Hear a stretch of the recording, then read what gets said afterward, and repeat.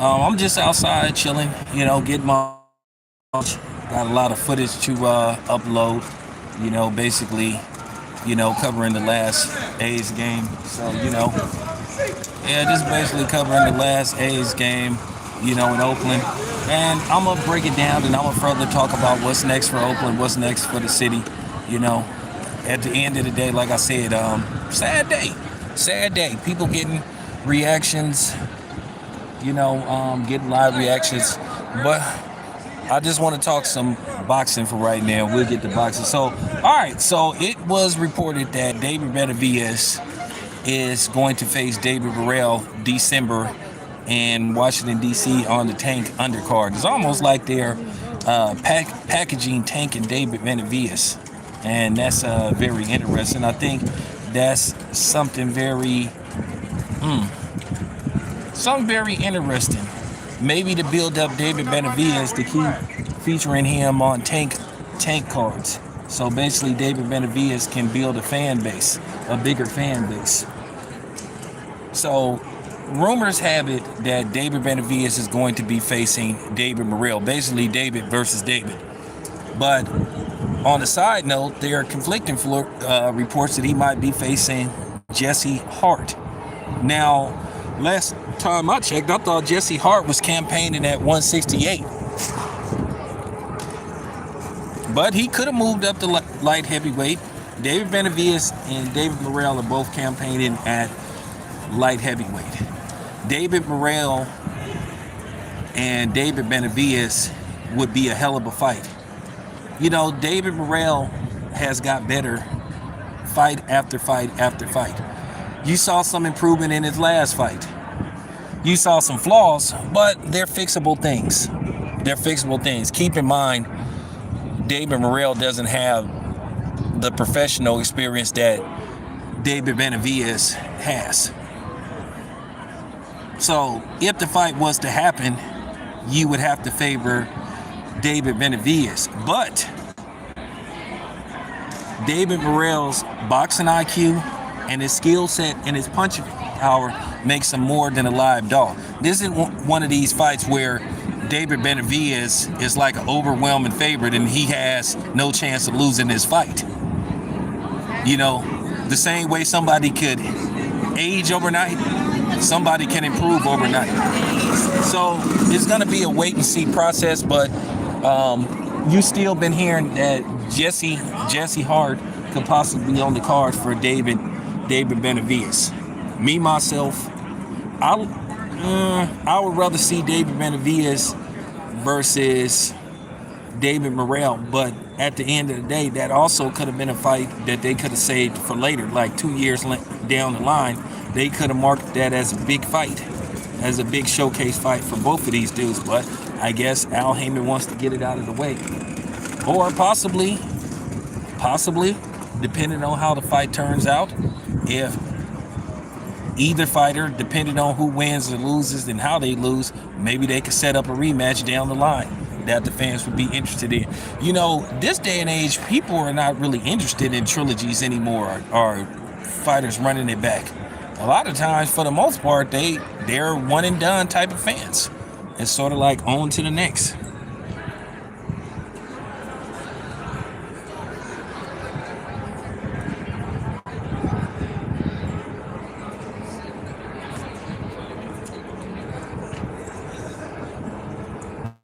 So we're just gonna have to see.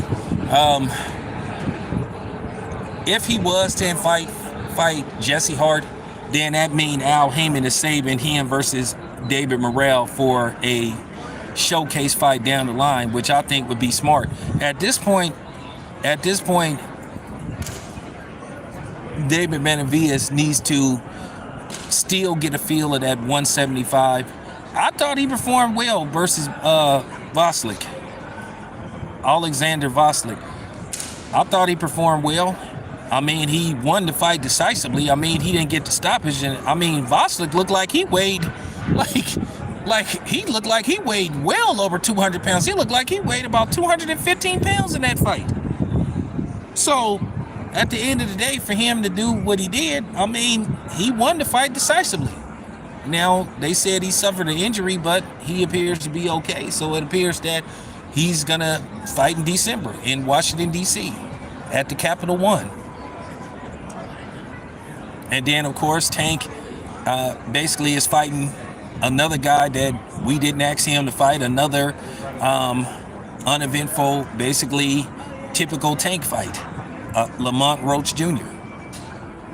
And then, come to find out, there was talk of Tank fighting Jose Venezuela. But it appears that Tank wants to fight for his belt, but yet he wants to catch weight him to death.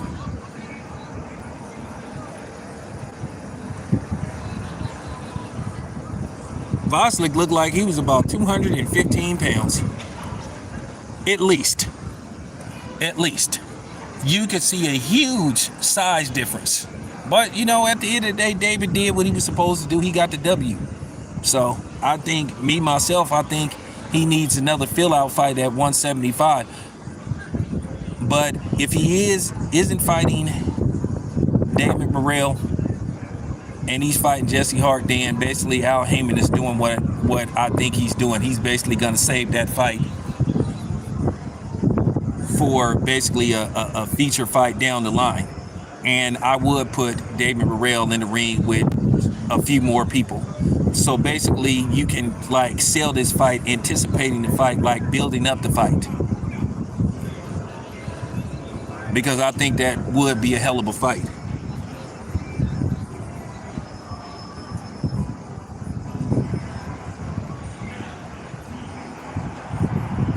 So, you know, but Tank fight Lamont Roach Jr., that's textbook of Tank. You know, like Tank is just starting to show me he don't have the faith that he wants us to believe that he has in himself. Because like I said, this dude wants to put stipulation after stipulation. All this talk about the A side is starting to get annoying, and it's starting to come as making excuses. So that's basically my take on the whole situation. It's just starting to come across, because how much of an A side you really are. And then you got Errol Spence versus Sebastian Fundora in January. Now, I'm going to speak my truth on that fight. I don't care if you Errol Spence apologists get mad. At the end of the day, I think that's a very dangerous fight for Errol Spence, you know, to be coming off well over a year layoff.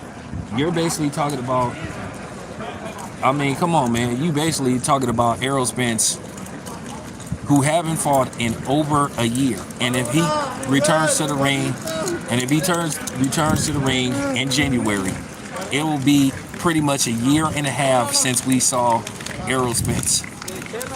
And you have to wonder how much is left of Errol Spence after the beating that he took via Terrence Crawford. And you've been hearing talks of, you know, Spence retiring. And you have to wonder, how does Fundora style mesh with Errol Spence style? Errol Spence said he believed he can break him down, but, you know, Fundora, he'll be more than a live dog. And you kind of got to wonder. Whew. Hey, what's up, Gino? What's up, Gino? What's up? What's up, my dad? What is up, my guy?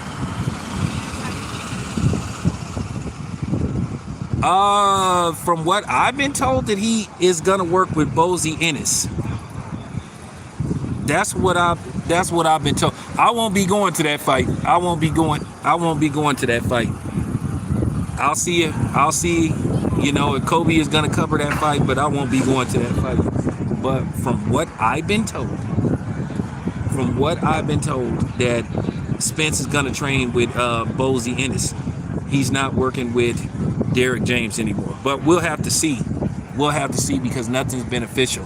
At this point, I don't even respect Derek James. If Derek James is working with Ryan Garcia, after what Ryan Garcia did, after what Ryan Garcia said,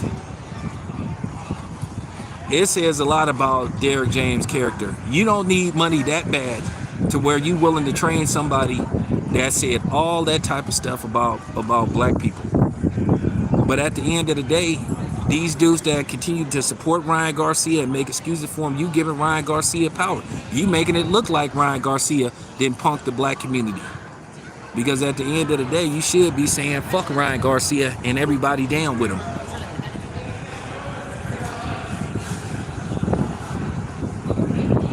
Well, this is Al Heyman up to his tricks again, basically trying to hold belts hostage.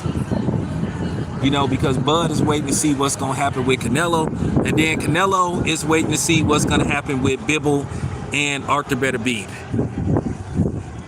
Now, me, myself, I kind of don't believe that Canelo is really going to fight Dimitri Bivol again in a rematch in which he got beat down. Canelo got beat up. I recently saw that fight on Tubi, because Tubi has a DAZN channel. And I recently saw that fight, and watching it a second time, Bivol dominated Canelo. He took like 2 or 3 rounds off. He easily won that fight 9 rounds to 3, 10-2. Worst case scenario, and being generous, say 8-4, or maybe 8-3 and 1 even. But looking at Bivol and how he performed against Canelo, he thought Canelo at times was playing possum. Had Bivol turned on the gas, Bivol could have got the stoppage. Now I know, Canelo fans don't want to accept the truth, but Canelo, if he fights Bivol again, he getting stopped.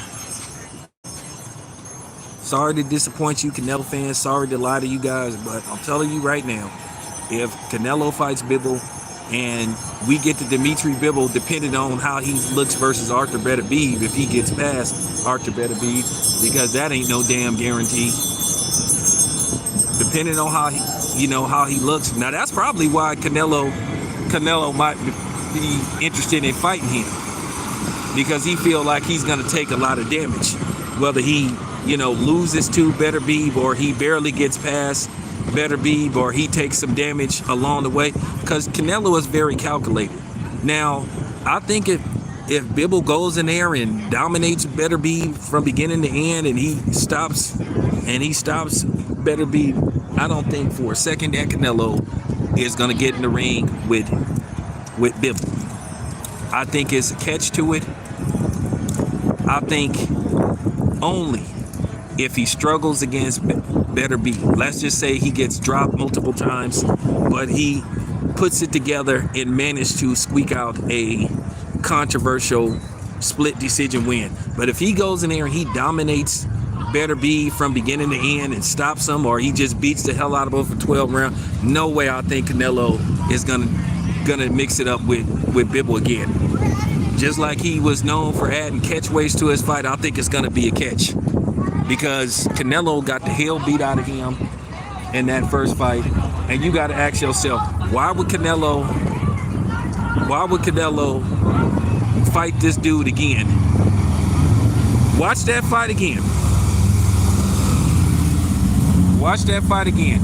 If you think, for real, watch that fight again. I know they had it 7-5 on all 3 cards for Dimitri Bivol, which Canelo didn't remotely win.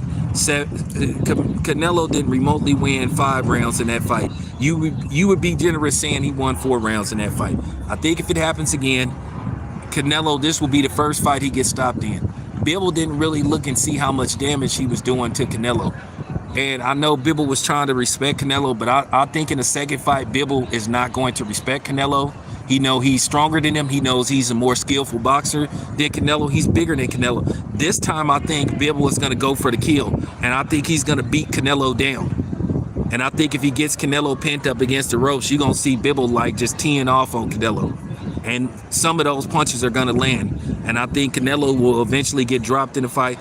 And I think that Bivol will stop Canelo within like maybe 8 or 9 rounds.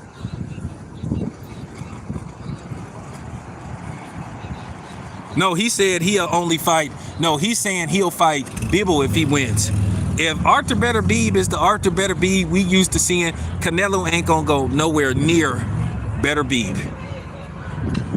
Because if Canelo wants that to be his career-ending fight, then yeah, you go right ahead. I welcome you, Canelo, to fight Arthur Benavidez. if he gets past Bivol. And like I said before, I don't know how that fight is going to turn out because, like I said, I'm still to a certain degree. I've been kind of like going up and down, like tipping the scale, like on who I think gonna win this fight. You know, because Mark Kriegel, he made me think about something. But then at the same time, I'm just thinking about Benavidez. Then had a couple of surgeries and stuff, and he's 39 years old. And you kind of wonder how much is left in his knees. But he still got his power. The last thing to go is the power. I'm thinking that Bivol is going to have to fight a safe and careful fight and pick his spots. Because we all know if he tries to stand and trade with Benavidez, that's not going to turn out too well for him.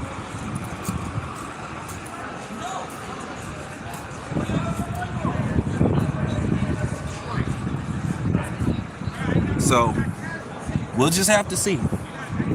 But anyway, you guys got to get some more footage. Appreciate you guys. I'm out.